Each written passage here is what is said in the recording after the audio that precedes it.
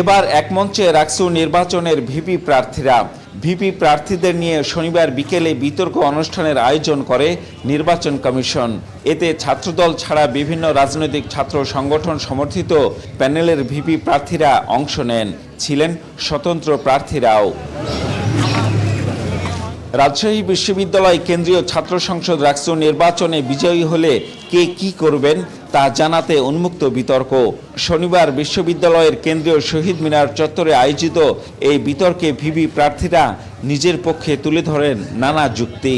যাদের অর্থদাতা সংগঠন যারা দিতে পারে, যাদের সামর্থ্য আছে, এই সামর্থ্যগুলোকে ফাইন্ড আউট করে আমরা নির্বাচিত হলে সেই সামর্থ্যগুলোকে ফাইন্ড আউট করে ম্যানেজমেন্ট করে সেই অর্থগুলো একসাথে নিয়ে এসে সেটা বাস্তবায়ন করার চেষ্টা করবো। রাকসুর গঠনতন্ত্র আমাদেরকে যতটুকু ক্ষমতা দিচ্ছে সেই ক্ষমতাকে মাথায় রেখে আমাদের যতটুকু সক্ষমতা সেটাকে সম্পূর্ণ ব্যবহার করে আমরা 12টি বাস্তবসম্মত ইশতেহার নিয়ে এই নির্বাচনে অংশগ্রহণ করছি। আমরা নির্বাচিত হলেই আমরা লাইব্রেরিতে এসি লাগিয়ে দেব। আমরা শুধু বলতে চাচ্ছি আমরা রাকসুর মাধ্যমে একটি প্রেশার গ্রুপ হিসেবে কাজ করব এবং রাকসুর মাধ্যমে আমরা শিক্ষার্থীদের দাবি দাওয়াগুলো আদায় করব।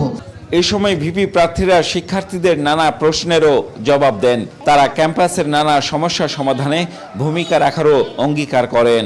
আমি যখন ওখানে যাব তখন আমি শিক্ষার্থীদের কণ্ঠস্বর হয়ে যাব, যেহেতু তার ভোট নিয়ে আমি যাব। ফলে আমি মনে করি আমার কণ্ঠ দিয়ে এমন কথা বের হবে যেটা হবে শিক্ষার্থীদের কণ্ঠ। আমি নির্বাচিত হলে, আমার প্যানেল নির্বাচিত হলে ইনশাল্লাহ আমরা রাজশাহী বিশ্ববিদ্যালয়ের প্রতিটা ডিপার্টমেন্ট থেকে একজন করে প্রতিনিধি নিয়ে সকলের কণ্ঠস্বর রাকসুর মাধ্যমে আমরা প্রশাসনের কাছে উপস্থাপন করব। আগামী 16 অক্টোবর রাকসু নির্বাচনের ভোট গ্রহণ। নির্বাচনে ছাত্রদল, ছাত্র শিবির সহ বিভিন্ন ছাত্র সংগঠন এবং স্বতন্ত্রভাবে 18 জন ভিপি পদে লড়ছেন। Ziaul Gani Salim, star news, Rajshahi.